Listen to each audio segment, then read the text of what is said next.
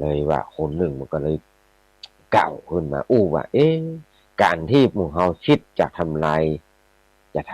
ล้างเจ้าอหิงสกะกุมารเนี่ยคันว่าเฮาจะปาเข้าไปหาอาจารย์แล้วบอกอาจารย์ว่ายกยูโตดว่าเนาะว่าเจ้าอหิงสากากุมารเนี่ยเป็นคนมีโอนปัญญาสามนะเราจะไปว่านะเราจะไปโต้ว่าเจ้าอหิงสากากุมารนี่เป็นปัญญาเดียวสามมีความคิดชั่วช้าถ้าอาจารย์ก็คงจะมาเห็นตัวเนาะจะมาเห็นตัวแน่ว่าเพราะว่าอหิงสากากุมารเนี่ยเขาเป็นคนมีปัญญาไวเฉียบแหลมมากนะก็เป็นที่ปัญจักแก่ใจอาจารย์นะการว่าเขาจะไปเก่าโต้มันนะก็มีนะเขาก็มีข้อว่าคนนั้นคนสกะมีข้อประพฤติตัวอย่างนี้ชั่วช้าเร็วช้าอย่างนี้อย่างนี้พวกมาสำเร็จเนาะเพราะว่าไอ้สกกุมารนี่นะก็เป็นคนดีทำดีมาตลอดไม่เคยทำชั่วเลยว่านะทำดีต่อครูบาอาจารย์มาตลอดคันว่าบอกว่าจะเป็นคนพานเป็นคนตระกูลติดเดียวสามต่ำช้าก็มาได้เลยเพราะว่าอย่างไอ้สกัดเกิดในในตระกูลพราหมณ์ปุโรหิตแน่จะตระกูลเจ้าสูงเป็นพราหมณ์ปุโรหิตนี่จะทำยังไงนะจะทำลายล้างเจ้าอหิงสากากุมารนี่ที่มันสำเร็จจะทำจะได้น่าปรึกษากันนะในที่สุดนะมีไอ้คนหนึ่งมีมนุษย์นี่เนาะมีมนุษย์คนหนึ่งที่นักโดยความริษยานั่นแหละมีคนหนึ่งก็บอกว่าเอก็ปากันเห็นชอบในการอุบายอุบายอันเป็นบาปอย่างหนึ่งคาดว่าจะทำลายล้างอหิงสากะกุมารได้นะก็เลยออกอุบายล่ะก็กดอุบายโดยคือไอ้มนุษย์คนหนึ่งมนุษย์พวกหนึ่งซึ่งมีหลายคนเหมือนกันหลายคนหนึ่งมาหลายคนเห็นพวกหนึ่งเข้าไปหาอาจารย์เข้าไปหาอาจารย์ที่สาปาโมกล่ะในเวลาเย็นวันหนึ่งในเวลาเย็นวันหนึ่งเนี่ยก็เลยอาจารย์เข้าไปหาเมื่ออาจารย์ถามว่าพวกท่านปากันมาหาอย่างโดยเหตุจะได้ปากันไปหาอาจารย์ถามว่าโอ้ท่านอาจารย์พวกข้าพเจ้าทั้งหลายเนี่ยทั้งปวงเนี่ยได้ฟังข่าวบดีมาข่าวหนึ่งด้วยได้ยินข่าวไว้นี้เนี่ยปรากฏว่าอยู่ในสำนักในสำนักเฮียนเฮานี่นะของเฮานี่นะโอ้มนุษย์คนหนึ่งกล่าวมาเลยโอ้อาจารย์ว่าข่าวบดียังบอกคือเฮาหูหรอบอกมึงเฮาทราบเถิดจะได้เกรงใจอาจารย์ถามอาจารย์บอกว่าไอ้คนนั้นว่าแล้วท่านอาจารย์เจ้าอหิงสกะกุมารที่ท่านอาจารย์ฮักนี่นะฮักใคร่คือความไว้วางใจนี่นะตอนนี้มันคิดหาอุบายปัทุษร้ายท่านอาจารย์เนอะนี่ไงเนาะเราจะทำปัทุษร้ายอาจารย์จนตลอดเวลาเนอะครับอย่างนี้เนาะโอ้อาจารย์เมื่อได้ฟังก็เกิดความโหดก็โอ้คิดว่าตะโคดโอ้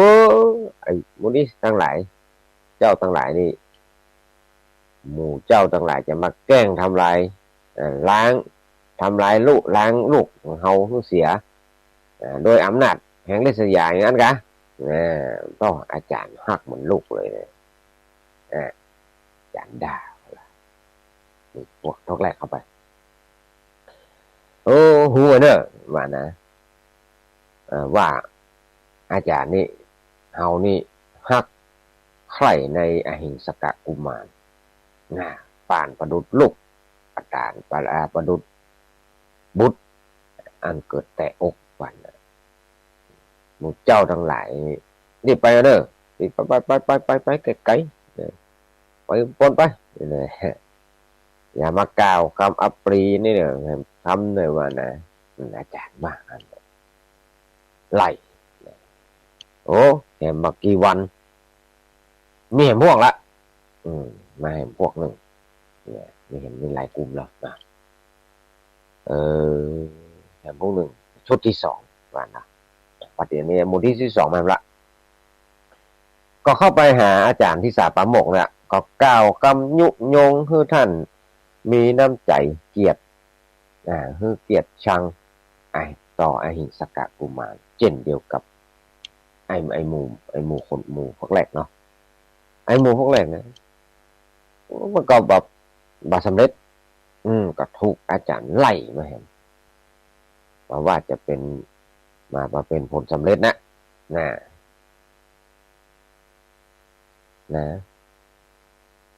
โอ้โดนไล่มาหมดแต่ว่ามนพคนนี้ก็ยังก็ได้ฝากความลังเลสงสัยคือติดค้างอยู่ในใจอาจารย์พวกนั้นนะเพราะว่าหมู่แรกนะเพราะก่อนตอนอันแรกนะไอ้คนแรกก็มาฟ้องคนที่สองก็หมู่ที่สองก็มาฟ้องละเอาละให้มากี่วันน่ะแผนการทำลายล้างไอ้หิงสกกุมารก็เริ่มขึ้นครับก็มีไอ้ลูกศิษย์มีอันหมู่หนึ่งเอาว่ามนพหมู่เนี่ยที่ว่าเฮียนสำนักเดียวกันเนี่ยแถมพวกหนึ่งเป็นชุดที่สามแล้วก็ได้เข้าไปหาท่านอาจารย์ละก็ท่านนะเข้าไปหาท่านอาจารย์แล้วก็หลังจากสนทนากันเรื่องอื่นพอประมาณแล้วก็มนพนั้นก็ทำเป็นกระซิบบอกท่านอาจารย์ว่าวันนี้นะอาจารย์กระซิบบอกท่านอาจารย์เนี่ยประเดี๋ยวนี้นะอหิงสกกุมารกำลังคิดหาอุบายประทุษร้ายท่านนักเข้าไปแล้วนะนี่นะมาได้เรื่องนี่นักเข้าไปถึงแล้วนะนี่แหละโอ้อาจารย์เขาบอกเชื่ออาจารย์ว่าเขาบอกเชื่ออาจารย์ฟื้นใจกูเลยไอ้หิงสกกุมารนี่จะมาคิดประทุษร้ายเรานี่ก็ด้วยเหตุผลอะไรยังมาเชื่อนะโอ้อาจารย์มันถือตัวว่ามันมีความรู้และฝีมือเท่ากับท่านอาจารย์แล้วนะเดี๋ยวเนี่ยว่ามันจะคิดทำร้ายท่านอาจารย์ทุกตายเสียแล้วก็มันจะเป็นผู้ความรู้ความดีเนี่ยก็เลยเต้นนี่นะก็เลยรู้จะเป็นคนเดียวนะได้เป็นคนรู้คนผู้มีฝีมืออยู่คนเดียวนะเอออาจารย์ก็ว่าเขาก็คิดว่าเจ้าอหิงสกะกุมารจะมีจิตอักตันอยู่คิดชั่วจ้านะโอ้ไอ้มนุษย์นี่ก็ลูกศิษย์มันก็คนนึงก็บอกถ้าอาจารย์มาเชื่อนะอาจารย์ข้าพเจ้าทั้งหลายทั้งปวงเนี่ยก็ได้แต่มีความเสียใจเท่านั้นถ้าอาจารย์มาเชื่อนะแต่คงจะมีความเสียใจนักขึ้นไปว่าเมื่อได้ทราบข่าวว่าวันแน่เนี่ยอาจารย์ผู้มีความรอบรู้และมีฝีมือเลิศเนี่ยถูกเจ้าอาหิงสกกุมารฆ่าแล้วนกทั้งหลายต้องยุยงเลยเนี่ยยุยงแกอย่างเงี้ยแกอาจารย์แล้วก็ปากันปิกไปปากันปิกไปโอ้เนี่ยก็น้องว่าเสาหินปักไว้ในปฐพีอันลึกเนี่ยเมื่อทุกพลักเมื่อทุกจับสั่นบ่อยๆเนาะเสาหินปักเลยขนาดตึกมันเลิกนี่นะทุกจับทุกพักยูบ่อยๆเมื่อยังมีโอกาสก็ยังมีโอกาสก็ยังยกวันไหวได้นะคอนได้เนอะนะแต่เป็นว่าเนาะน้ำหยดลงหินเนี่ยทุกวันหินมันยังก่อนเลยเองว่าเราเออ เนี่ยเสาหินปักนะมันเลิกขันเลิกก็ยังไหวได้นะนับภาษาอย่างเนาะกับหัวใจที่อยู่ในหลังในของเฮาปุถุชนคนธรรมดาเนี่ยอย่างอาจารย์ที่สาปาโมกนี่ยังเป็นคนปุถุชนนะเป็นอาจารย์ที่สาปาโมกเป็นคนปุถุชนทนธรรมดาอยู่หรอนะเมื่อถูกไอ้ลูกศิษย์ตั้งหลายมานบตั้งหลายมาจับสั่นไหลเตื้อไหลข้างไหลกลานะในที่สุดอาจารย์ก็เอาละเกิดเชื่อขึ้นมาเกิดเรียกว่าหลงขึ้นมาเชื่อเกิดขึ้นมาไอ้สกากุมารนี่ที่ตัวเฮาที่เฮาฮักที่เฮาฮักเป็นนักเป็นนะพอโดดดังว่าผู้ลูกเนี่ยลูกในอกเนี่ยมันเกิดมันคิดอกตัญญูทรยศเขาละกันไอ้ยาเนี่ยใดดีวะนะจะเนี่ยใดเนี่ยฮะนี่หรอเขาจะกำจัดเสียนะจึงคิดหาอุบายที่จะกำจัดเสียแต่นี่มันแต่เนี่ยเนาะแต่ต้นละเนาะตัดไฟแต่ต้นลมนะฮะอย่างเดียวเนาะเอกกากุมารพวกนี้นะว่าเจ้าหิงสกะกุมารเป็นคนทรยศไปละนะหูเบาแล้วกันนี้อาจารย์นะอาจารย์หูเบาขึ้นมาทันทีเลยไม่ได้กระดาษฟังกันไปเนี่ยน้ำหยดลงเห็นทุกวันเห็นมาอย่างก่อนแต่หัวใจอ่อนๆไปนะเสาหนึ่งเสาไม่เห็นไม่ฟักเลิกมาเลิกไหวได้นะแต่คนเขาเนี่ยหูเบาเด้อคณะกระดาษเนี่ยทั้งหลาย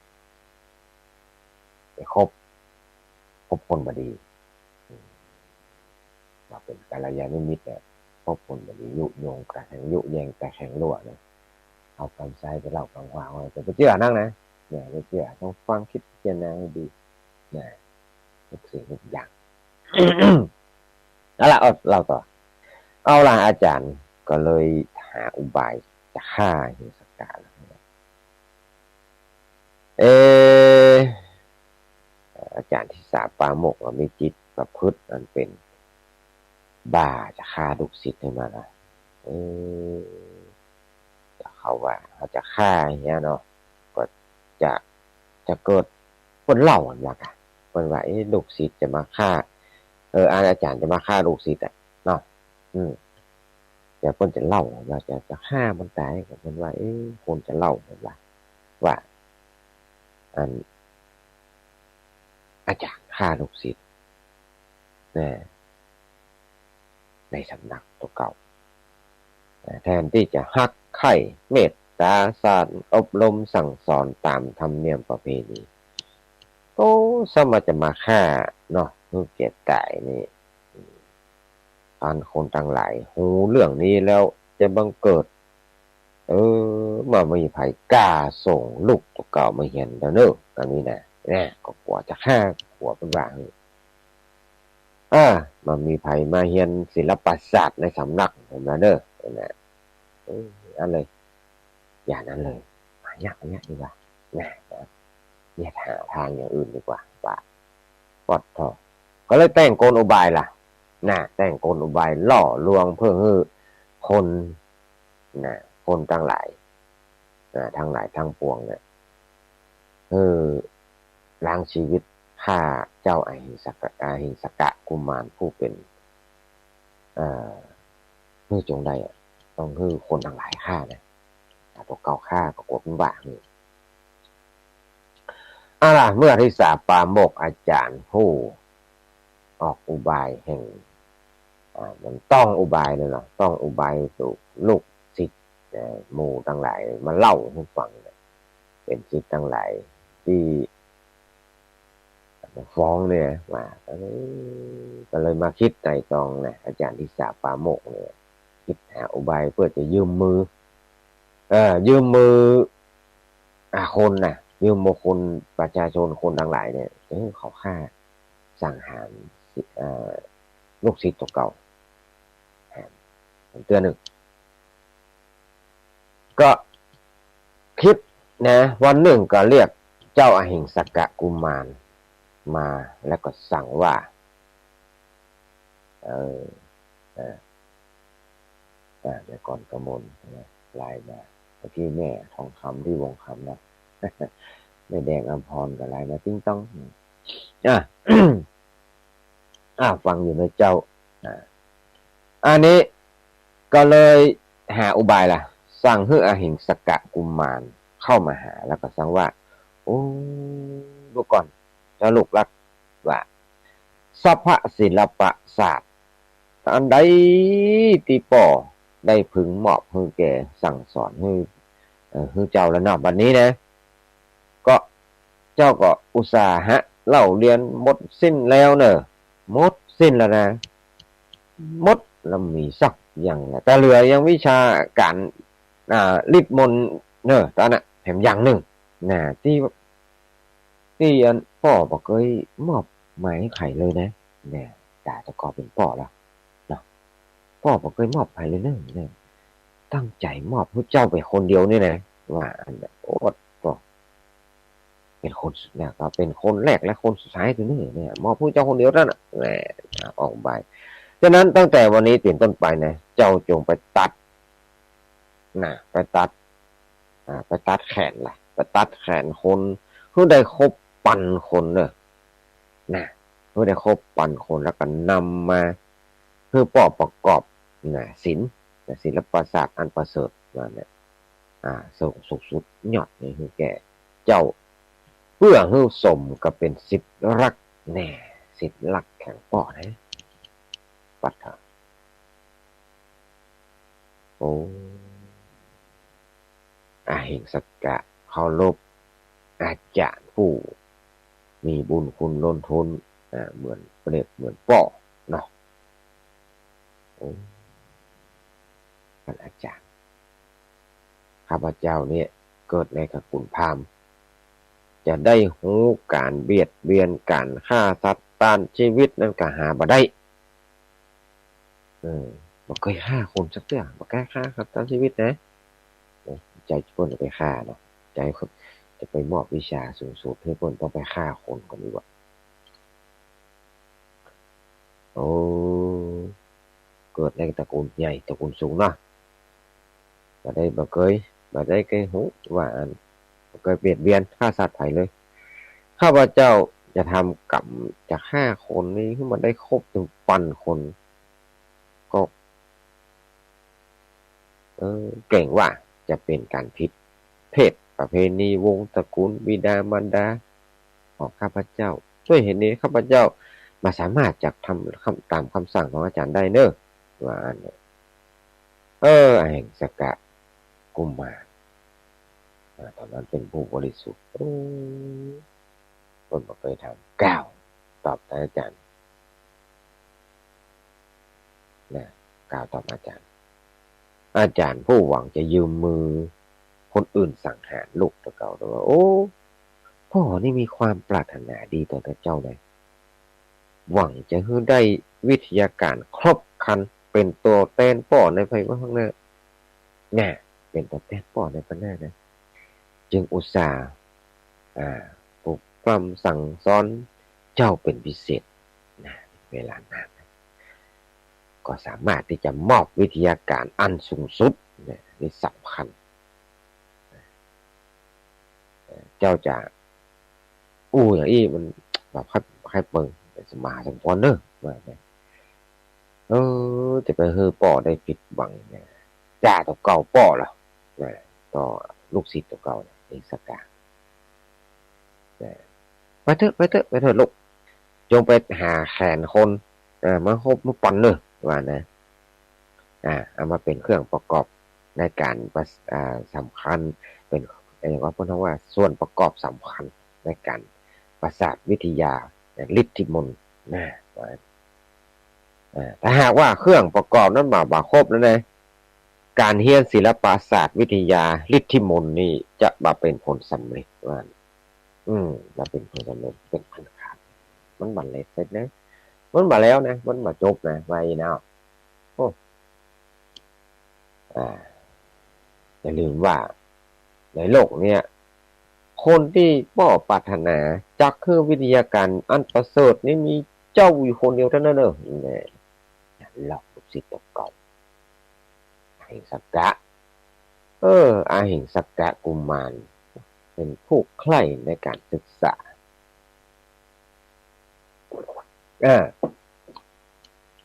อาหิงสักกะกุมารผู้ใคร่ในการศึกษาคันได้ยินฟังอาจารย์กล่าวอย่างอันก็ตัดสินใจตัดสินใจจับอาวุธแล้วแหละวัดต่อเอามีดดาบทั้งหลายมาผูกพันคือมันแล้วก็ตัวนะกำแล้วพกนะปักสบายแรงสบายบากแล้วมัดเลยกราบลาอาจารย์แนมเชื่อนะเพราะว่าอย่างอินสกะเป็นผู้มีความกตัญญูเชื่อครูบาอาจารย์แต่ครูบาอาจารย์มันคิดชั่วช้าเนี่ยก็เลยกราบลาอาจารย์นะผู้มีเจตนาร้ายนะเข้าไปสู่ลาวปลาเที่ยวฆ่าคนฆ่ามนุษย์ทั้งหลายที่เดินไปมาในป่านั้นเพราะว่าไอ้สกากุมารเฮียศิลปศาสตร์ในเชิงดาบเชิงธนูก็ดีนะที่ล้ำเลิศจบมรลูกเก่งฆ่าคนนี่ได้มันยากเลยไอ้สกากุมารนี่ฆ่าคนได้มันยากเลยเพราะว่าจบศิลปวิทยาเนี่ยการต่อสู้กันสัตว์ตีทั้งหลายเนี่ยเริ่มได้ล้ำเลิศก็เลยเที่ยวฆ่าคนเอาแขนคนมาจำนวนนักขนาดนั้นตัดแขนมาฆ่าแล้วก็ตัดแขนประสงค์ว่าจะเอาไปเป็นเครื่องประกอบในการศึกษาวิทยาการได้ฆ่าด้วยเจตนาอันเป็นบาปอยากจะเหมือนจนฆ่าคนทั้งหลายตรงไปผมใจเนาะฆ่าด้วยเจตนาไม่ใช่ก็นึกว่าไม่ใช่บาปนึกว่าอันเพราะมันไปเชื่ออาจารย์ก็นึกว่าฆ่ามันมีเจตนานะมัน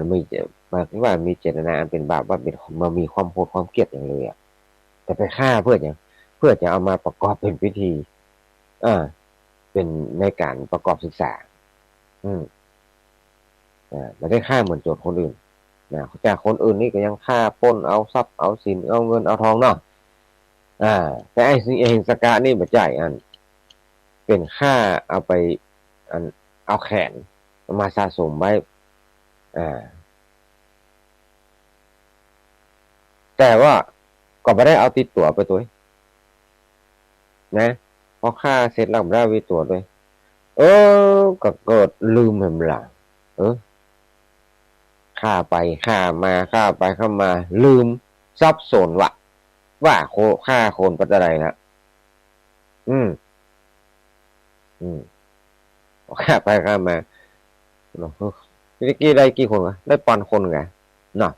ปัดทอได้ปันคือได้ปันเงินนะเนาะบ้าไม่ได้ปันคน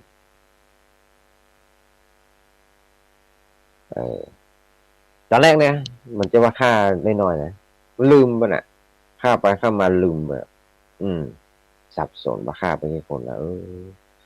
จะครบแล้วกันมาครบแล้วกันนึกมาออกแล้วก็มีปัดต่ออันนั้นเขานึกถ้าอยากไอ้นั่นมาเข้าสิงแล้วเนาะนึกก็บอกออกด้วยความเลอะเลือนก็เลยมีความคิดขึ้นมาใหม่ล่ะคือเมื่อฆ่าคนตัดแขนได้ละบอก็เลยตัดเอานิ้วมือแหละเอานิ้วมือของคนทั้งหลายนั่นแหละคนที่ฆ่าเอามาร้อยเป็นพวงมาลัยแหละเอามาล้วงพวงมาลัยสวมไว้ที่คอติดตัวไปตัวเป็นการสะดวกในการนับเมื่อต้องการนับว่าฆ่าไปคนแล้ว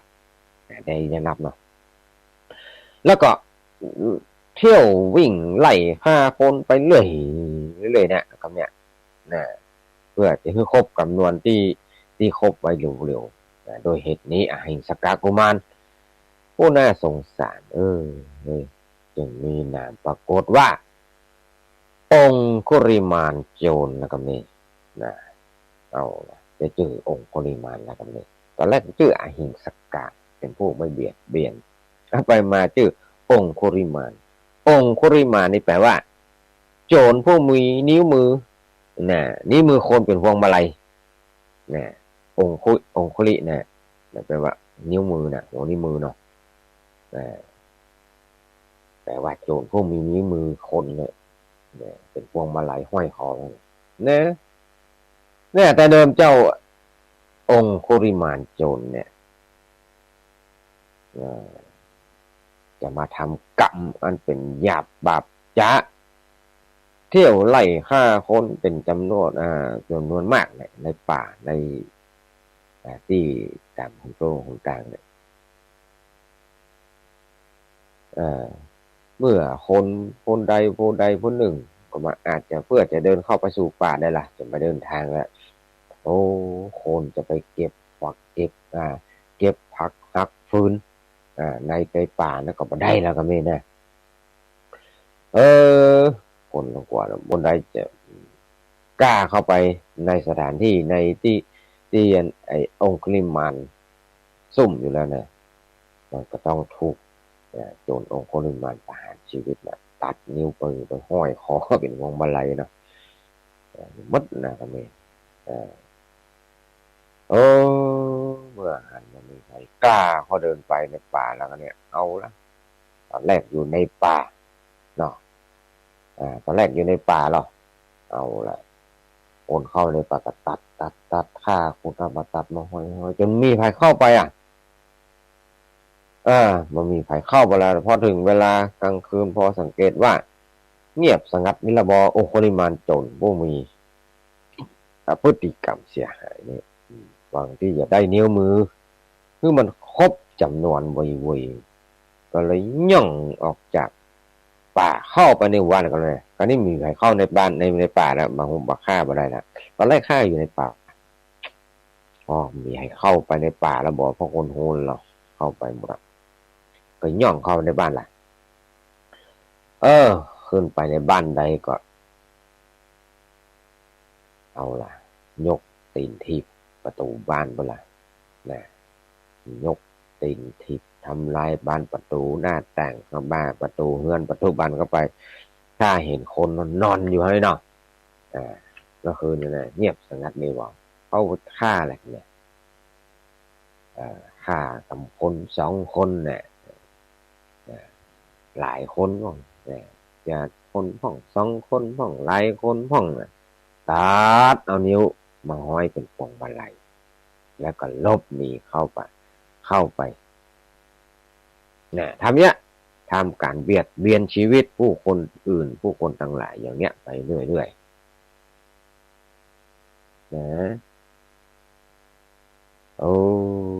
ฝ่ายคนทั้งหลายยิ่งใจทั้งหลายเจ้าบ้านที่อยู่เคหสถานในเขตนั้น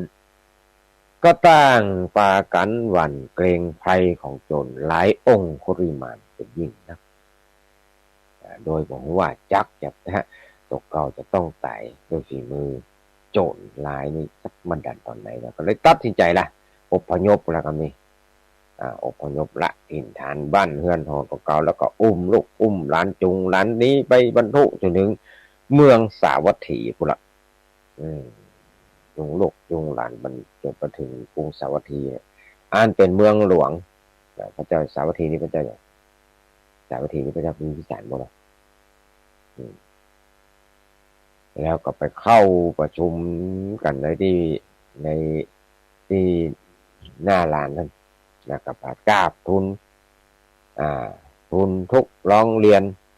พระเจ้าอย่างพระเจ้าโกศลกันเนาะกราบทูลร้องเรียนพระเจ้าโกศลพระเจ้าโกศลละข้าแด่พระองค์ผู้ทรงคุณอันประเสริฐข้าพระเจ้าค่ะบัดนี้องค์โคลิมานมหาโจรกระทำการจลาจลไล่ฆ่าคนในนิคมในขอบเขตแว่นแคว้นแดนของพระองค์มานานแล้วเนอะพระองค์จักจะนอนนิ่งเฉยปล่อยให้ประชานิกรประชาชนของพระองค์ ตายหมดก่อนแล้วกันอย่าได้พุทธเจ้าค่ะก็เลยเอาล่ะไปฟ้องพระเจ้าโกศลสารลักษณ์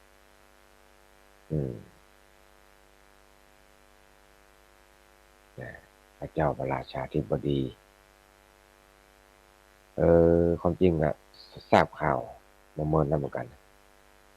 เมื่อได้รับฟังคำร้องทุกข์ของประชาชนนี้ก็มีใจความจริงแล้วก็มีใจหมายมั่นว่าจากเสด็จไประงับเหตุร้ายปราบองคุลิมานด้วยพระองค์เองคันทรงก็จะได้ทรงให้หมู่อำมาตย์เตรียมการเนาะฝ่ายปุโรหิตาจารย์ผู้เป็นป้อเป็นป้อของแห่งอหิงสกกุมารเนี่ยเมื่อได้ทราบเหตุนั้นก็รีบมาปรึกษานางพรามณีนางพรามณีนางพรามณีเมียตัวเก่าเมียแม่น่ะเป็นแม่น่ะ เป็นเมียของพราหมณ์ปุโรหิตเป็นแม่ของอหิงสกน้องเฮ้ยนี่นะเฮาได้ยินข่าวลือมาว่าเจ้าองคุริมานโจรที่ฆ่าคนเสียเป็นนักหลายคนเขาใช่ภายที่ไหนนะเฮ้ยว่านะที่เนติเดก็คือเจ้าอหิงสกกุมารเป็นลูกเขาเนี่ยลูกฮักเขาเนี่ยปัจจุบันนี้เขากลายเป็นคนผ่านสันดานร้ายฆ่าคนเป็นร้อยเป็นพันในกาลบัดนี้ตอนบัดนี้เนี่ยพระเจ้าอยู่หัวจะยกโยธาไปเนอะจะยกทัพไปแล้วก็โทษจะยกทัพไปปราบอะไรกันไม่ได้จะยกทัพไปปราบเนี่ย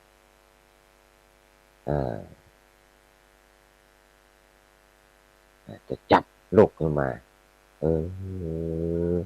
น้องเหยแน่น้องรักเราจะคิดประกันใดดีเนี่ยลูกของเราจะพ้นจากราชภัยนี้ได้นะจะพึงบังเกิดกันนะจะได้เนี่ยนางพรามณีผู้เป็นแม่แห่งอหิงสกะได้ยินฟังดังนั้นกับพันตกใจอย่างเดียวข้าแต่ท่านสามีขอท่านจงรีบไปบอกลูกของเรานะรีบมาเข้าไปซ่อนอยู่ในบ้านเฮานี่ก่อนบ่ดีบ่ฮะนะว่าซ่อนอยู่ในบ้านดีการข้างหน้าจะเป็นยังไงก็ค่อยแก้ไขกันนะหัวมันก็ว่า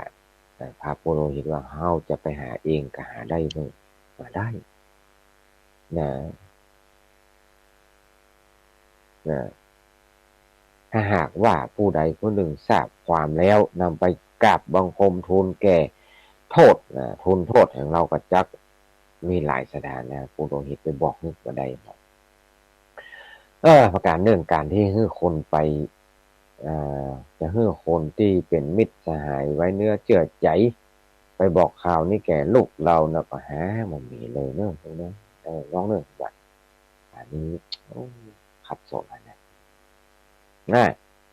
ฝ่ายนางพรามณีผู้เป็นแม่เป็นมารดาคันได้ฟังคำสั่งนี้กล่าวดังนั้นก็มีน้ำใจยังอกสั่นควันหายแหละเก่งว่าลูกชายลูกรักลูกชายสุดที่รักจักถึงแก่ความตายก็มาคำนึงสิ่งใดนั่นแหละมาคำนึงสิ่งใดแล้วกล่าวถึงว่าเราจะนำเอาข้าวเราจะนำเอาลูกมาให้ได้นะครับแบบนี้เนี่ยแล้วก็จักแจงแต่งตัวออกไปสู่ป่าละข้านคนทั้งหลายเขาลือว่าองคุลิมานมันซุ่มซ่อนอยู่คนเดียวนะซ่อนอยู่เนี่ยตอนนั้นน่ะจะสมัยตอนนั้นน่ะใกล้ลุ่งวันนั้นเนี่ยองค์สมเด็จพระสัมมาสัมพุทธเจ้าเป็นพระอรหันตสัมมาสัมพุทธเจ้าทรงวัคคะวัชนาก็พิจารณาเพ่งดูหมู่สัตว์ต่างหลายนะพุทธเจ้าเมื่อเจ้าวันนั้นองค์สมเด็จพระสัมมาสัมพุทธเจ้าพิจารณาดูหมู่สัตว์ต่างหลายตามพุทธวิสัยได้ทรงเห็นเข้าข่ายทรงเห็นเจ้าองคุริมานโจรเข้ามาปรากฏในข่ายแห่งพยาน พระองค์จึง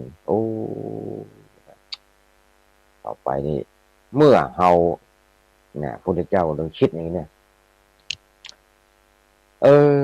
เฮาตถาคตพระพุทธเจ้าเป็นลำพึงวันเนาะลำพึงจิตนาการลำพึงว่าเราตถาคตไปพบองคุริมานโจรแล้วแสดงธรรมเทศนาแต่เพียงแค่สัก5 บท 5 บาทพระคาถานั้นน่ะเขาก็จักพลันเกิดศรัทธาเลื่อมใสขอบรรพชาอุปสมบทในพระพุทธศาสนาเป็นเจ้า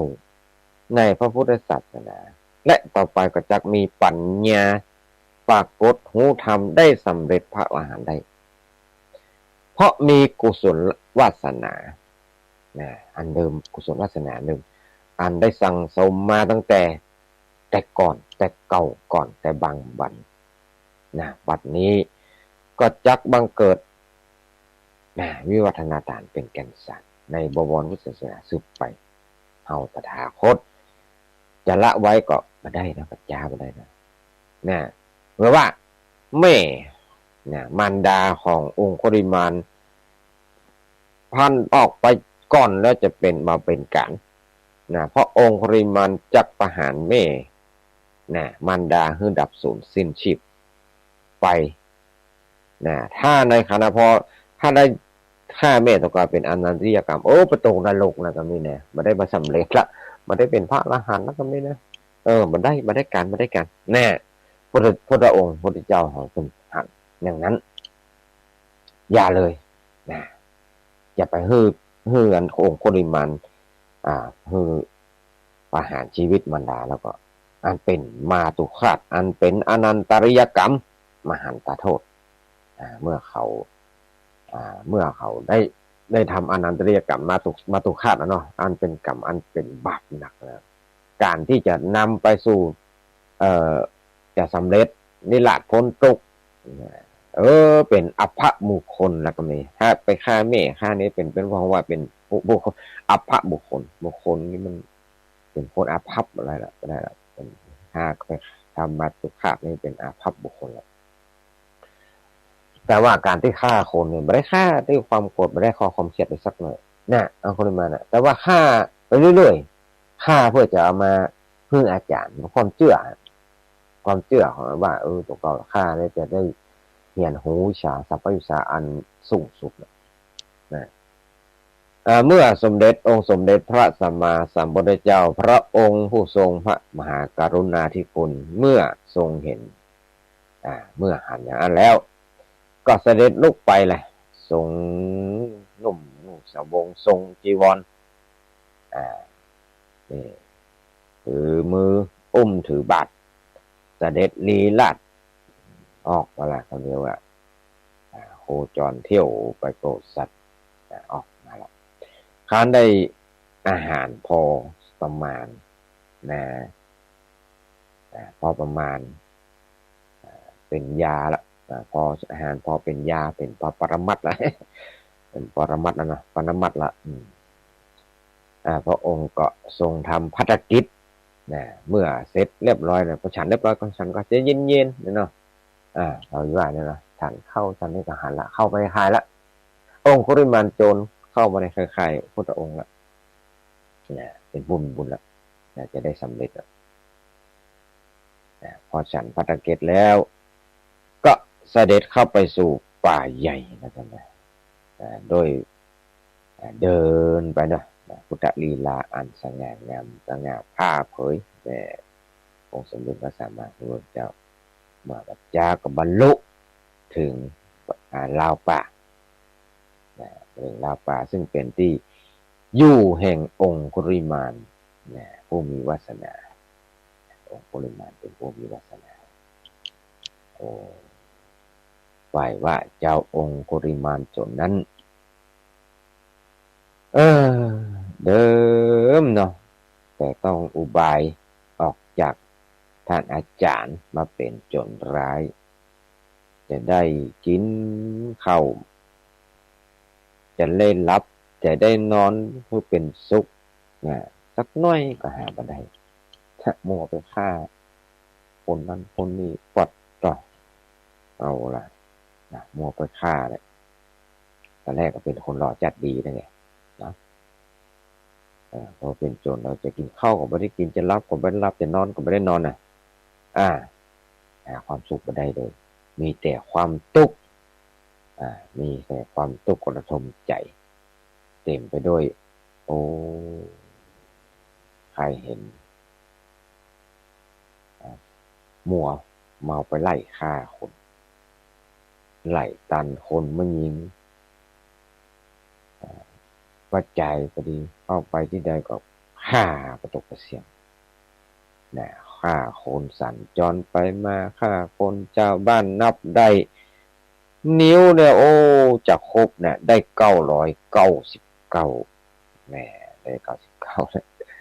ก็ต้องบังเกิดความเบาใจนะว่าธุรกิจธุระที่จะฆ่าคนด้วยความจำใจนะแต่ตนจะสิ้นสุดแล้วเด้อฉะนั้นตอนเมื่อเขาได้หันองค์สมเด็จพระสัมมาสัมพุทธเจ้าวันจันทร์เนี่ยโอ้เจอละพระพุทธเจ้าก็เจอพุทธเจ้าก็แล้วไปขวางกันแล้วเนาะเพราะว่าถ้าไปเจอแม่ก่อนนี้จะเป็นมาตุคาตหรอพระพุทธเจ้าก็เลยไปดักแล้วก่อนแล้วพอเจอสมมุติสมมติแล้วก็เลยดีใจนะก็เลยปัดมาแล้วเฮ้ยคนที่ยังฆ่านะโอ้สมณะองค์นี้น่าที่จะถึงแค่ความตายแล้วเนอะนะด้วยอาวุธของเราแล้วนะว่านะคือว่าจะนับคะแนนครบ100ละเนี่ยนับทวน1,000ละก็คือบังเกิดแต่เฮาเป็นแน่แท้แล้วคันนี้นะสมณะองค์นี้ตายแน่ว่านะแต่ท่านมีจิตมุ่งหมายอย่างนี้แล้วก็เลยปัจจาล่ะความดาบอันคมกล้าต่อรีบล่ะไอ้ลุยแล่นเลื่อไล่ตัวองค์สมเด็จพระสัมมาสัมพุทธเจ้าเนี่ยก็ด้วยกำลังอันวีเนี่ยสมเด็จโอ้สมเด็จพระทศพลญาณผู้มีพุทธานุภาพยิ่งใหญ่นะเป็นพุทธพินิหารอันยิ่งใหญ่จึงทรงบันดาลคือบังเกิดนะเป็นแม่น้ำใหญ่นะบันดาลบังเกิดคือเป็นแม่น้ำใหญ่มือมาซึ่งประกอบไปด้วยคลื่นตลอกมากมายนักหนาปรากฏกลางข้างขวางแน่โอโคลิมานละกันเลยพุทธเจ้านิรมิตเขาเป็นแม่น้ำใหญ่ปรากฏกันกั้นนะขวางพระเจ้าองค์โคลิมานจนไว้นะพระบรมองค์สมเด็จพระไตรโลกนาถเนี่ยเดินไปด้วยกิริยาเดินไปธรรมดาสง่างามเงมไพ่เนี่ยสงบเสงี่ยมเนี่ยก็เลยปรากฏแน่แห่งองค์โคลิมานเนี่ยฝ่ายองค์โคลิมานจะหมายประหารสมณะที่จะมาปะแม่น้ำขวางหน้าโอ้จะไปฆ่าแล้วมาปะแม่น้ำขวางหน้าล่ะเอาต้องอุตส่าห์ว่ายแล้วก็ไม่นะหันน้ำขวางบ่อเนาะว่ายน้ำนะแล้วกลับมาดับมากลับไว้มาดินปากนี่นะจะลำบากนะแล้วก็มันจะไปทรมานกันแล้วเนาะองค์สมเด็จพระสัมมาสัมพุทธเจ้าก็จะทรมานองค์พระริมานยมเลยก่อนให้เป็นยมเลยก่อนให้มันยมเลยก่อนทรมานให้มันเหนื่อยก่อนตอนใหม่ๆมาได้เด้อนะมันยมก่อนนี่ละมิดน้ำกั้นขวางที่มีขึ้นมีอะไรคนปริมาณว่ายน้ำเลยปัดว่ายน้ำกลับดับไปลำบากตกกระหลอกขึ้นซัดนะก็เดี๋ยวซัดให้หมดแต่ว่าปริมาณนะต้นมีกำลังเนาะปริมาณอุตสาหะทิพตะกายว่ายแม่น้ำจนบรรลุถึงฝั่งแล้วแล้วก็คลานขึ้นบนฝั่งแล้วบอกฝั่งถึงขึ้นจะลิงแล้วบอกฝั่งรีบวิ่งโดยองค์สมเด็จสัมมาสัมพุทธเจ้าไปละเนี่ยพระเจ้าเขาก็เดินไปทำได้นี่แหละในขณะนั้นองค์สมเด็จพระสัมมาสัมพุทธเจ้าพระองค์ผู้มีพระมหากรุณาจึงทรงบังดาลให้ระยะทางบังเกิดเป็นป่าเหมาะต้องมีระบิดป่าขวางนะครับนะที่เต็มไปด้วยอะไรก็หนามนะเป็นน้ำลกป่าลกสด นะพระองค์ปาลกชัดมากมายเร็วน้ำก็นักนะองค์สมพระองค์ก็เสด็จเข้าไปในถ้ำกลางป่านั้นนะโดยความสะดวกสบายพระพุทธเจ้าก็ไปธรรมดาเนี่ยแต่อันเนรมิตอันป่าขวางนะขวางองค์โคริมานไว้ฝ่ายเจ้าองค์โคริมานโจรวิ่งไล่มาถึงปากทางไปถึงในป่าก็หันองค์พระองค์เสด็จออกจากป่าไปแล้วก็ไล่ติดตามวิ่งฝั่งวิ่งเข้าไปหาป่าเขาเข้าป่าเลยวิ่งเข้าป่าโดยคำนึงความลำบากละองค์โคริมานนี่นะมีจิตมุ่งมั่นปรารถนาจะฆ่าพระองค์เนี่ยพระพุทธเจ้าเสียจนใจวัดด้วยใจก็พ้นกำเดียวก็พ้นจากป่าใหญ่เนาะวิ่งไปเลยประมาณไปหมดเมื่อเท่าไหร่ก็ปรากฏมีน้ำบังเกิดขวางก็นิ่มละปรากฏว่ามีน้ำขวางแรกเนาะประจำไหวอุตสาหะไหวไปความพยายามเนี่ยมาพระพุทธเจ้าทรงกว้างเป็นอันเดียวกันองค์โคริมานไว้นะทั้งน้ำทั้งตังบกเนาะคือเขาติดตามไปพออย่างเงี้ยเพิ่งได้รับความลำบากไปนะองค์โคริมานวิ่งไล่องค์สมเด็จพระสัมมาสัมพุทธเจ้าได้3 โยชน์3 โยชน์ก็ได้ตอนแบบไหน3 โยชน์มันไกลเท่าไหร่โยชน์หนึ่งมี16 กิโลโยชน์หนึ่งมี16 กิโลโยชน์หนึ่ง16 กิโลคูณ3 18 313 4848 กิโล36นั่นก็36 18313 48 กิโลวัดของอันนี้นะล่นโดยพระเจ้าเนี่ย48 กิโล3 โยชน์พัด48 กิโลนี่มักลุกมันฤาษีนี่ไปถึงเวียงบุกันนะไม่ธรรมดาทำเนี่ยพอจะตันโอ้นับแต่ไล่ฆ่าโคนมาจนเกือบจะครบพันแล้วนะองค์โคริมานโจรนี่องค์โคริมานโจรใจกล้าใจฉกาจเนี่ยไม้ขันฆ่าพระเจ้าพระองค์ให้อาสันเลยบอกเคยได้รับความเด็ดเหนื่อยเหมือนขนาดวันนี้เลยที่จะฆ่าคนจะเข้าง่ายฆ่าได้วันนี้อย่ามาลำบากยากเข็นแต่ว่าไว้นะ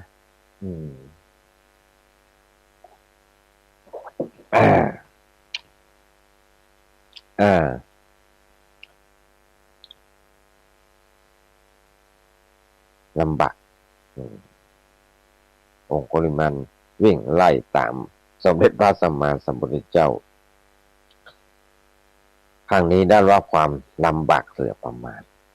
เหงื่อไหลไข้ย้อยนะอย่างไรไข้ส้มออกจากงักแกะออกจากไก่ละน้ำลายในปากกับวูน้ำลายฟูมปากละน้ำลายไหลเต้ยแล้วก็เนี่ยพอจะเมื่อจะแห้งละสิ้นเรี่ยวแรงละทรมานคิดโดยร่างกายก็เต็มไปด้วยความระบมบอบจำแล้วเนาะว่ายน้ำเห็นบุกป่าเห็นเนาะว่ายน้ำเลยมาบุกป่าฝ่าดงเห็นเนาะฝากแนมทั้งหลายเนี่ยว่ายน้ำต่ำสมเด็จพระพุทธเจ้าองค์สมเด็จพระองค์เมื่อเหลือจะติดตามเพื่อตันนะฉะนั้นแล้วนะพอจะตันแล้วก็ปากละกันเนี่ยห้องล่ะอันนี้ก็ห้ององค์พุทธเจ้าดื้อๆนะดูก่อนสมณะว่าดูก่อนสมณะท่านจงหยุดก่อนดูก่อนสมณะท่านจงหยุดก่อนนะยังแหละพระพุทธองค์ก็บอกว่าดูก่อนองค์โคริมานเราตถาคตหยุดแล้วแต่ตัวท่านนี่ยังไม่หยุดว่าพระพุทธเจ้าว่านะ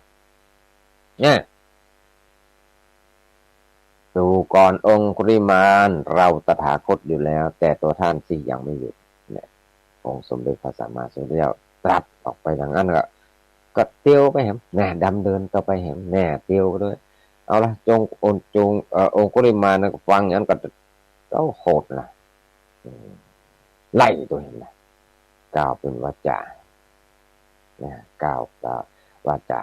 แต่ต่อองค์สมเด็จพระพุทธเจ้าว่าดูก่อนสมณะธรรมดาว่าสมณะทั้งหลายนั้นย่อมมีปกติกล่าวถ้อยคำอันเป็นคำสัตย์จริง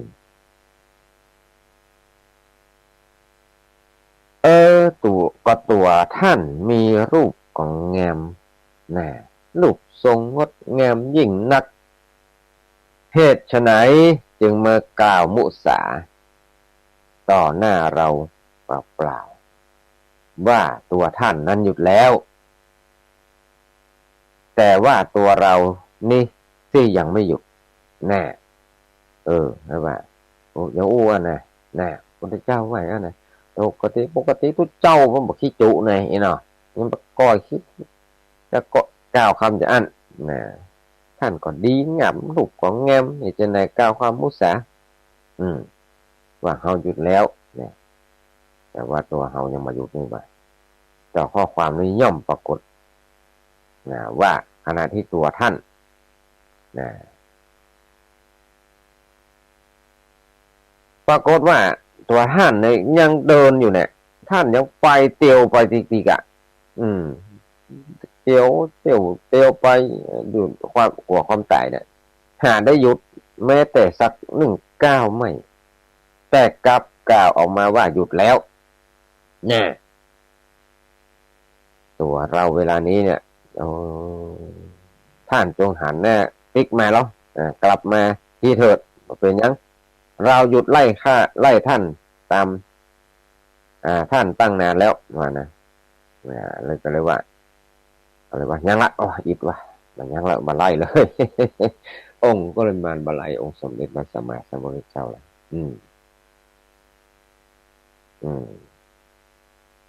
ท่านมากับกล่าวว่าเรายังไม่หยุดเนี่ยท่านเป็นสมณะเหตุไฉนกล่าวกามุสาต่อหน้าเราถึงป่านนี้เนี่ยพระพุทธเจ้าเป็นกล่าวแก่องค์โคริมันว่าเราตถาคตหยุดแล้วแต่ตัวท่านที่ยังไม่หยุดเนี่ยองค์โคริมันก็ว่าเราเดินไปอยู่เตะๆเนี่ยแต่ว่าเราหยุดแล้วเนี่ยท่านขี้จุแล้วสมณะมาขี้จุว่านะว่าตัวเก่านี่ไล่หยุดละยังไล่พระพุทธองค์ละเฮาหยุดตั้งมื้อละนะเฮายังองค์ปริมาณยังลำอีกแล้วมันยังองค์ปริมาณยังก็เพราะว่าเรายังไม่หยุดน่ะมันยังไงเนี่ยเนาะน่ะถามองค์พุทธองค์เอาละ4 3 เลยเวลาเดี๋ยวมันมีก็เดี๋ยวมันมีภัยมีเวลาโหเนาะมาเรื่องนี้ยาวกว่าเลยเนาะนี่ม่วนเนี่ยอันเนี้ยคณะสถาที่เอาเรื่ององค์โคริมานมาเล่าให้ฟังเป็นค่าโจทย์นี่พุ่นน่ะ2-3 วันพุ่นน่ะวันอังคารหน้าแล้วจบวันอังคารหน้าจบหมดto be continue โปรดติดตามตอนต่อไปเนี่ยก็เอาเรื่ององค์โคริมานมาเล่าให้คณะสถาทั้งหลายฟังคนเฮาบางทีฆ่าคนมาตลอดชีวิตแต่ไม่ได้ฆ่าด้วยความโกรธไม่ได้ฆ่าด้วยอย่างแต่ว่าฆ่าด้วยความเข้าใจผิดนะเชื่ออาจารย์เนี่ยแต่ว่าถ้าเป็นตัวอย่างหมู่เฮาทั้งหลายบ้างหมู่เฮาทั้งหลายที่ทำบดีบดักมาทั้งหลายที่แล้วมาก็ดีอย่างนี้นะอย่านึกว่ามันพลิกขึ้นมาได้ คนเฮามันฆ่าไผคนทำความชั่วเนี่ยบางทีมันก็บ่ได้ชั่วมาโดยสันดานนะบ่ได้ชั่วมาแต่เดิมแต่บางทีมันเข้าใจผิดโดนจักจูงไปพ้องจะทำบาปทำกรรมยังก็ตามอืมสามารถตั้งต้นใหม่ได้อนาถาผู้ฟังทั้งหลายพุทธเจ้าว่าพระเทศการตคาถาที่อาจารย์ที่องค์สมเด็จพระสัมมาสัมพุทธเจ้าว่าอดีตก็ล่วงลับไปแล้วจะไปคิดไปวงถึงมันอนาคตก็ยังมาบ่ถึงเตื้อเมื่อเฮานึกได้คิดได้ตอนนี้ทำความดีตั้งแต่บัดนี้ยั้งตั้งแต่บัดนี้ก็บ่สายเกินไปเพราะว่าไม่สายเกินไปสำหรับการเริ่มต้นใหม่นะบางคนว่าโอ้ทำความเป็นเฮาบัดนี้ทำความชั่วมาตลอดชีวิตมันจะฝึกเด่นจะปีกขึ้นบ่ได้กะเฮามาสังเกตเฮามาพิจารณาว่าแม้แต่องค์คุริมานจะฆ่าคนตอนแรกเนี่ยมันจะว่าฆ่าถึงปันนะที่ลืมไปก็มีนะลืมไปก็มีก็ยังสามารถจะเป็นยังได้เป็นพระอรหันต์ได้แต่ก็ต้องใจบารมีพุทธบารมีของพระพุทธเจ้าพุทธองค์เหมือนกันมาโปรดหมู่เฮาทั้งหลายจะทำกรรมอะไรอย่างก็ตามจะทำอะไรก็ได้อย่านึกว่ากรรมนั้นมันจะเสี่ยงจะหมดมันจะประเสี่ยงเหมือนกันแต่ว่าถ้าเรานึกได้ทำกรรมอันเป็นกุศลกรรมคือมันนักเนี่ยกุศลกรรมเนี่ยมันจะมาจะมาตันเฮามันตัดรอนด้วยกุศลตัดรอนสามารถตัดรอนอกุศลกรรมที่มันบริได้เหมือนกันนะมันสามารถตัดไปได้จะได้พ้นทุกผลเนี่ยพ้นทุกผลสุขผลหลบผลภัยจะได้พุทธจักวัตถุสงสารเปิ้นพ่องนะบางทีจะได้มันบ่ต้อยบ่ตันเนาะเอาก็ว่าทำบุญกรรมมันกรรมบ่ดีได้มันนี่มันต้อยบ่ตันเนี่ยสมานะถ้าเทน้ำอุ่นสักหน่อยก่อนก็เลยจะรอรับโทรศัพท์ต่อไปด้วยเหลือเวลาประมาณ20นาทีจะได้กี่สายก็แล้วแต่เนาะเรื่องมันยาวอู้กันไปเล่าเนี่ยมาสายเกินไปสำหรับการเริ่มต้นอนาคตผู้ฟังทั้งหลายจะทำความดีบดักไม่ได้ก็เริ่มต้นใหม่ได้หมดนะครับอย่างนั้นว่าแต่ว่ามันโง่หัวบ่ขึ้นเนี่ยทำหูเพิ่นเตือนแล้วทุกเจ้าเตือนแล้วได้ฟังแล้วได้แล้วก็ยังมายังเตือนนี่อันนี้เป็นหลงจำโมหะมันหลงมันหัวขูดมาขึ้นมันอยากนะโปรดแบบโปรดมาขึ้นมันอยากเนาะแต่ว่าถ้าบุญเขานักเขาทำความดีก็นักบุญเขานักสามารถที่จะจะได้หูหานธรรมในก็ยังดีมุขตั้งหลายเกิดเป็นมนุษย์พระพุทธศาสนาจะได้ฟังธรรมจากพระเจ้าอยู่จากครูบาอาจารย์ทั้งหลายอยู่โอ้ถ้าบุญเขาติดมาใดขอปรารถนาได้ฟังจากพระโอษฐ์จากได้ฟังธรรมจากฟังพุทธเจ้านี่มาโปรดเฮามันลดเครือข่ายมันน่ะเป็นป่าซิวป่าซ้อยเกิดประตันแล้วก็หมดรอดหูรอดตาข่ายรอดตาข่ายก็ยันไปนี่ไหนมัวตกนรกอยู่จันใดกับมัวมัวจะว่าใดเนาะเอาละต่อไปครับเดี๋ยว3 นาทีครับสายจากผู้ฟังนะ0649863355ใครอยู่เป็นสายแรกมีคนที่ไลน์มาก่อนแล้วก็มีหลายคนหลายท่านมีหายทองเนี่ยแม่ทองคำที่บองคำ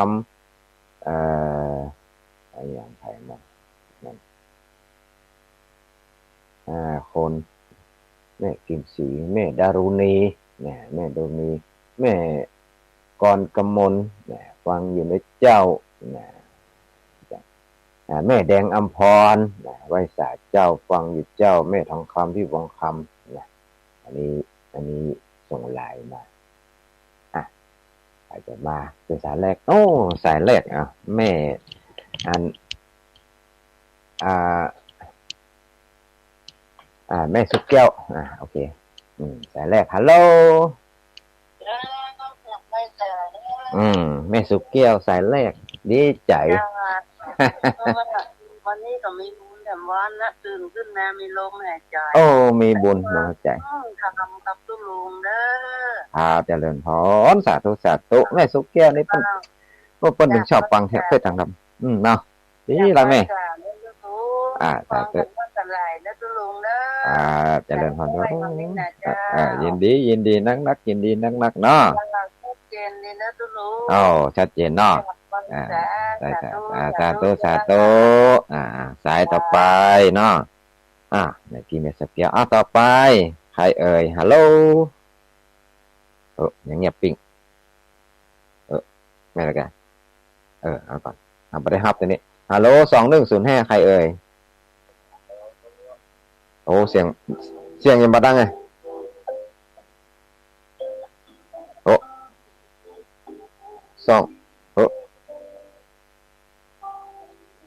สายต่อไปฮัลโหล2105อันนี้ใครเอ่ยโอ้ยายแม่ยายพรสาธุมันเสียงของก้อยแม่มันเสียงมันก้อยเสียงดังๆกับเอ็กเอาไงแม่ยายพรร้องวัวแดงเนาะฟังชัดเจนกับแม่แม่ยายพรร้องวัวแดงเนาะฟังแต่เจ้าฟังแต่เจ้าละเนาะตื่นกี่โมงแม่วันเนี้ย2-3 โมงโอ้ตื่นเจ้าเตะตุ๊กก็ตื่นประมาณนั้น2 โมงโอ้วันฝนตกแล้วแล้วก็กูเตือนแล้วนอนกี่โมง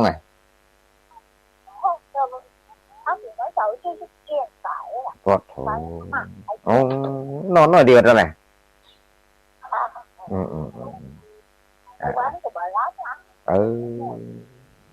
ถ้าผ่อนนั่งๆนะแม่เนี่ยแต่ว่าตั้งกายแข็งแรงว่าวันกันรับเห็นหน่อยสาธุเนอะแม่ยายพรจะเดินพรสายต่อไปฮัลโหล960ใครเอ่ย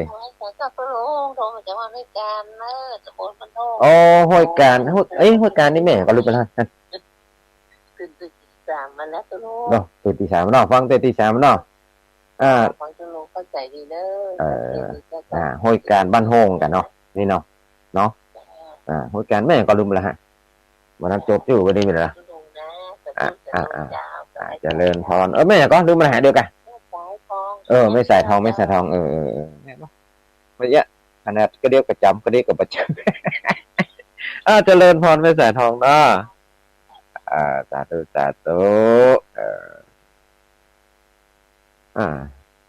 อย่างเนี้ยว่าเสื้อมันมีปักกระตืนให้เดี๋ยวกันเด้อมาภาพของตัวแป๊บนึง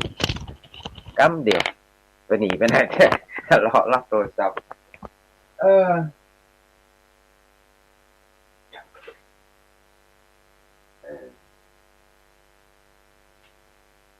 แต่คืนนี้ก่อนหน้านี้ประมาณสักเที่ยงคืนนี้เนาะฝนตกเนาะอากาศเย็นสบายนอนหลับ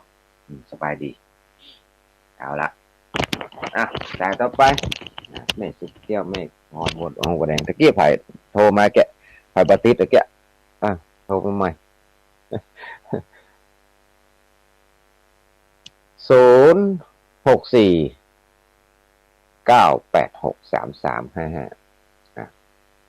สายต่อไปไผ่หมดแล้วต้องว่ากันนะ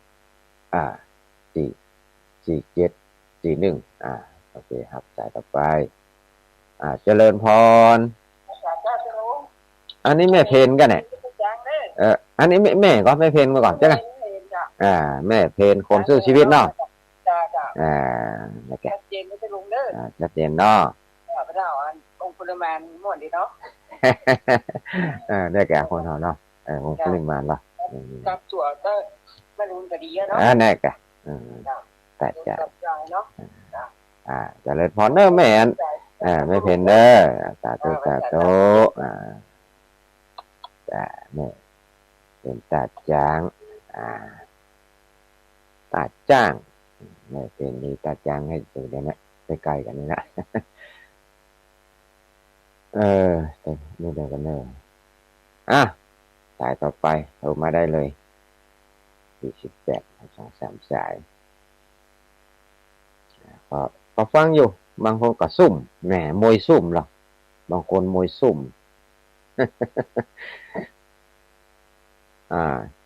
เจริญพรเข้าก่อนฮัลโหล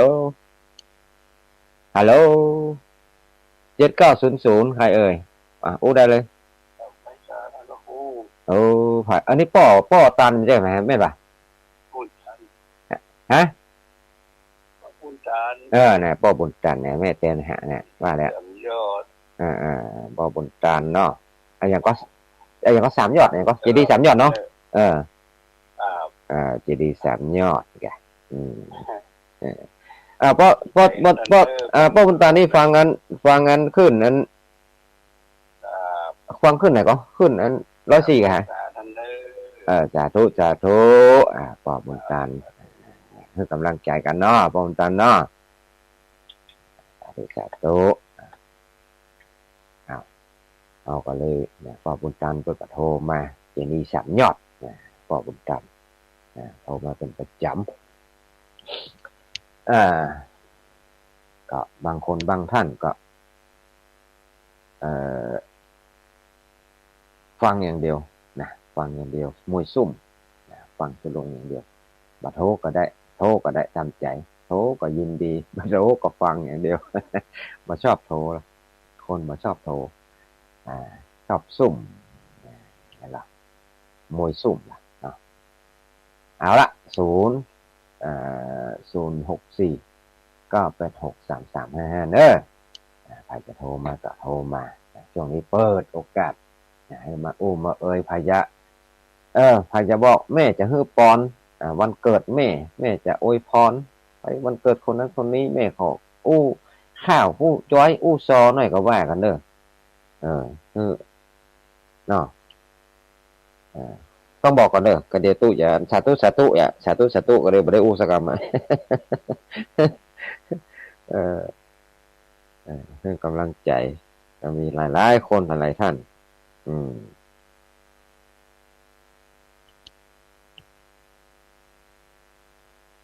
อันตะกี้ไผนี่วันนั้นลืมไปว่าจะให้ไผอันวันก่อนให้แม่อย่างก็ที่ว่าอันสวดอันนั้นได้เนี่ยลืมไปละสวดอันแม่ไผก่อนไม่ใช่ไงอันนี้มาใส่ไปก่อน50524ฮัลโหลเจริญพร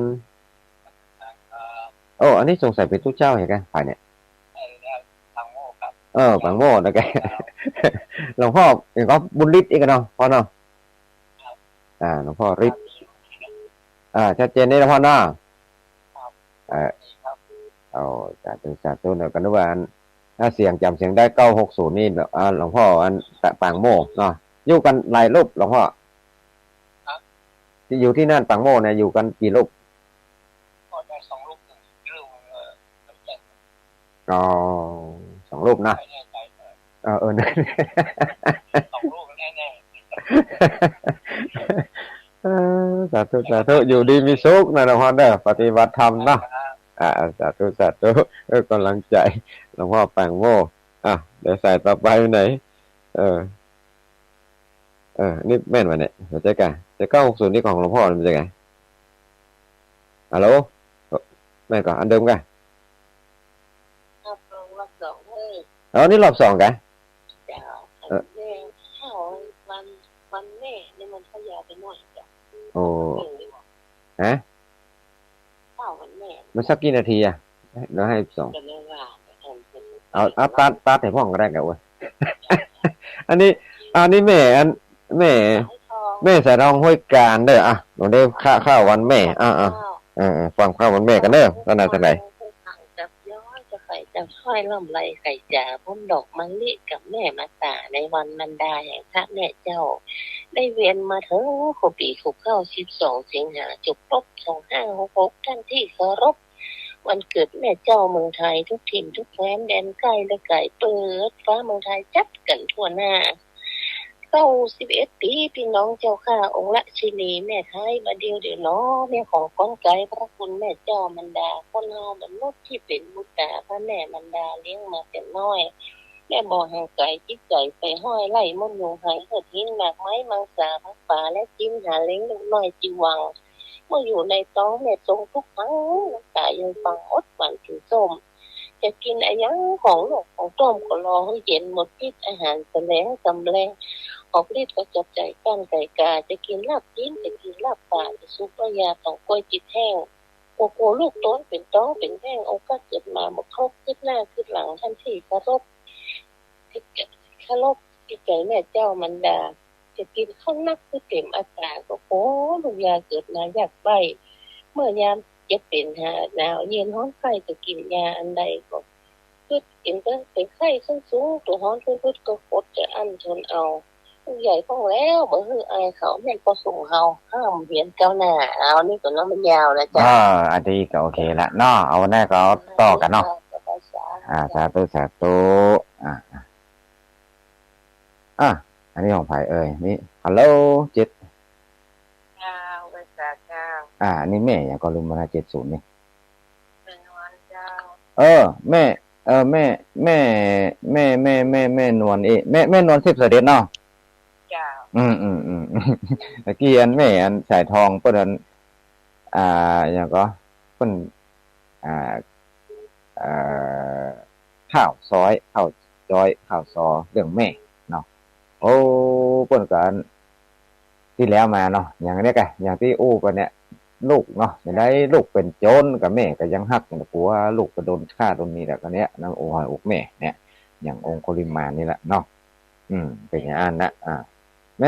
ม่นวลฝนตกอ่ะตกเจ้าตะคืนตกฝนตกนะจ้ะต้องในวันตกเมื่อคืนเมื่อคืนเนี่ยเมื่อวันก็ตกเมื่อวันนี่ฮ้อนแต่ฮ้อนแหวนได้เนอะแต่ว่าเนี่ยปวดเนาะมันตกครึ่งวันนะจังเท่น่ะนั่นน่ะอยู่ดอยหรอกกันนะแกธรรมดาฟังไปแม่เนาะสาธุนะแม่เนาะโอ้ตะกี้ว่าจะหับสายต่อไปลูกไปละสาธุแม่นวลเทพเสด็จสาธุตะกี้ทำไมมั่วลูกไปละแกต้อง2-3 สายนี่587นี่เป็นสายหมดเลยกันเลยฮัลโหลเจ้ากลับเลยค่ะเจ้าท่านพระครูอันแม่อย่างเรารายงานตัวนะเหรออันนี้ไม่น้อยกัดนัดดอนเจ้าไม่น้อยกัดนัดเอกโอ้เคยโทรมาบ่แม่เหมือนจะมาใหม่ฮะไม่น้อยกัดนัดเจ้ามันสร้างงานองค์ปริมาณของโมดีมาอย่างย่ายเขาผมมีโอกาสจะไปอ่านพระไตรปิฎกเนาะถ้าทำอันขัดมันมี45 หลีเนาะขัดเอามันมาก็แม่นแกโอ้ไปโค้นนี่มันหลายแล้วมันเรื่องนักลำไปการฟังนี่ม่วนกว่ามันพระไตรปิฎกก็มีที่ลืมมันกันในเจ้าแม่นขัดเอามาเจ้าไว้เจ้าสาธุแม่น้อยกันนัดนี่อยู่ที่ไหนกันนัดไหนแม่นั่นเถอะกันนัดนัดก่อนนัดแม่น้อยกันนัดบางทีก็ได้ว่าอะไรนะเบอร์หลายเบอร์ที่บ่ได้รับเนอะโทรมาใหม่ก็แล้วกันไทยที่บัติตะกี้ได้เห็นสัก 2-3 เบอร์3 นาทีสายเดียวเนอะนะใช้เวลามันนักมันมีให้มากก็จะลากันไปก่อนแล้วนะเจอกันใหม่วันอย่างวันอังคารหน้าเนาะแม่เนาะญาติโยมทั้งหลายมีตึงตุเจ้าหลวงพ่อฝังโม่ป่อบุญตันแม่สุกแก้วสีโพธาราม แม่พรร้องวัวแดงแม่สายทองห้วยการแม่เพนตาจ้างป่อบุญตันแม่น้อยกัดนัดนะวันนี้ได้กี่สาย1 2 3 4 5 6 6 7 สายเนาะพอละกันเนาะ